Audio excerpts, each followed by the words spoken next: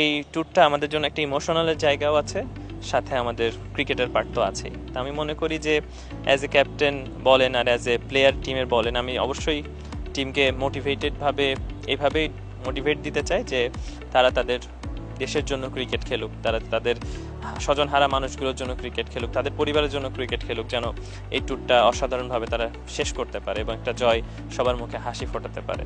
তো আমি চাবো যে দেশের পরিস্থিতি আমরা আস্তে আস্তে এই জন্য একটা দারুণ পর্যায়ে চলে আসে।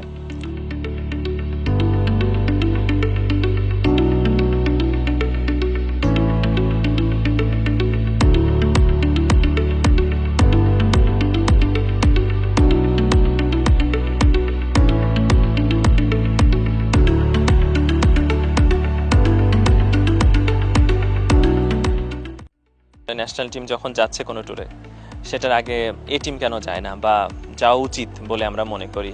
তাহলে প্র্যাকটিসের একটা দারুণ ফ্যাসিলিটি থাকছে, বা যারা খেলবে কি খেলবে না তাদের একটা প্রস্তুতি হচ্ছে, এবং পারফরমেন্স করলে ন্যাশনাল টিমে আসার সুযোগ আছে।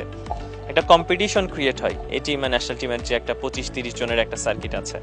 তা আমার মনে হয় এটা একটা দারুণ অপরচুনিটি।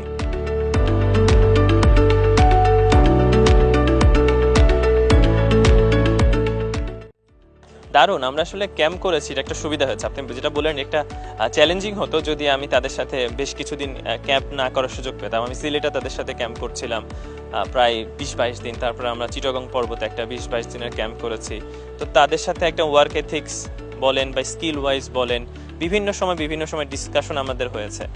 ক্যাপ্টেন তো আমি আসলে পরে এসে জানলাম যে আমি ক্যাপ্টেন হচ্ছি, বাট প্রথম থেকে আমরা অ্যাজ এ ইন্ডিভিজুয়াল প্লেয়ার কে কীরকম পছন্দ করে, কে কীরকম চাচ্ছে, সেই জিনিসগুলো আসলে আমরা প্রথমে দেখতে পেরেছি।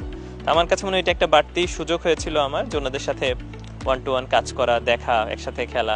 তো সেই কারণে আমার কাছে মনে হচ্ছে এটা বাড়তি প্রেশার না, এটা একটা দারুণ এক্সপিরিয়েন্স হবে আমার, যে তাদের কাছ থেকে নলেজটা নিতে পারবো। সামনে আমাদের অনেক খেলা বাকি, সামনে কি হবে নেভার নো, 1-2টা ইনিংস আমাদের অনেক বড় জায়গায় নিয়ে যেতে পারে। সো লাইফ চেঞ্জ যে কোনো সময়, আসলে আমরা দেখতে পাচ্ছি যে কোনো সময় যে কোনো কিছু হয়ে যেতে পারে। সো আমি হোপ করবো যে ওনাদের এক্সপিরিয়েন্সটা নিয়ে টিমটাকে ওয়েল ব্যালেন্সভাবে মেনটেন করা, আর সাথে নিজে একটা বেস্ট পারফরমেন্স দেওয়া।